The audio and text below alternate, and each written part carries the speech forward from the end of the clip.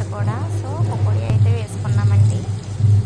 చాలా అంటే చాలా క్రిస్పీగా వచ్చింది పకోడీ అయితే. ఈరోజు పూజ మా ఇంట్లో వినాయకుడు అండి, ఇలా రెడీ చేసుకున్నాము. ఇంక ఈరోజు వినాయక చవితి ఇలా సెలబ్రేట్ చేసుకున్నాం అనమాట. ఇంకా చాలా సంబరాలు వస్తాయండి. ఒక 9 days ఇలాగే రోజుకో ఊరేగింపు చొప్పున వస్తుంది మాకు. చూసారు కదా ఎంత బాగా రెడీ చేసుకున్నామో మేము, అన్ని రకాల ప్రసాదాలు పెట్టుకొని.